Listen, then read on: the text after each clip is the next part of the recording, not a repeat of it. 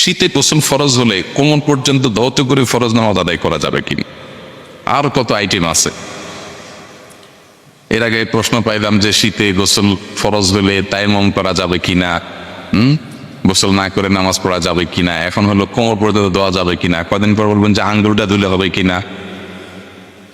এর মানে আল্লাহর জন্য স্যাক্রিফাইস করতে আমরা রাজি না। আমাদের কষ্ট হয়, কষ্ট হওয়াটা স্বাভাবিক। মানুষ কষ্ট কখন করে? যখন মিষ্টি পাবে সে আশা থাকে, তখন তো কষ্ট করে। আমার গোসল ফরজ হয়েছে, কোন শীত, বাসায় গিজার নাই অথবা গরম পানির ব্যবস্থা নাই, ঠান্ডা পানি দিয়ে গোসল করতে হবে, হিম ঠান্ডা পড়তেছে, আমি কষ্টটা করব কেন?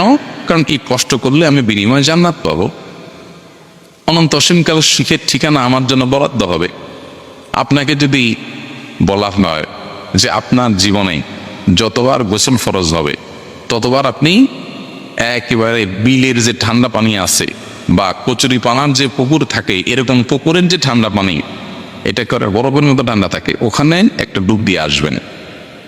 আচ্ছা, গোসল ফরজ টরজ না, আপনি টানা 2 মাস শীতের সময় প্রতিদিন ভোর 3টা বাজে ওইটা একটা করে ডুব দিয়ে আসবেন। বিনিময় কি হবে? বিনিময় আপনাকে 10 কোটি টাকা দেওয়া হবে। এই অফার নিবেন না এমন কে কে আছেন? সবাই নিব, আমি তো নিব। আরে 10 কোটি টাকা দিয়ে 30টা ডুব দিয়ে পাওয়া যায়। ঠান্ডা একটু লাগলে না এনে অ্যালার্জি ডাক্তার দেখায় কি হবে? হ্যাঁ, 30টা কেন 200 ডুব দিতে রাজি আছে, কি বলেন? তো কারণ আপনি 1 কোটি দিকে রাজি, আর একজন বলতেছে 1 কোটি দিকে রাজি, 10 কোটি লাগবেন। আপনি তো 1 কোটি, অনেকে বলবো 5 লাখ দিকে রাজি। ভাই, আমার কাছে 5 লাখ আপনার 1 কোটি সমান। তো এইটা যদি আপনি বোঝেন, আল্লাহর কাছে জান্নাত আশা করতেছেন, এই দুনিয়ার 10 দুনিয়া সমান মিনিমাম জান্নাত, সেটা আশা করতেছেন।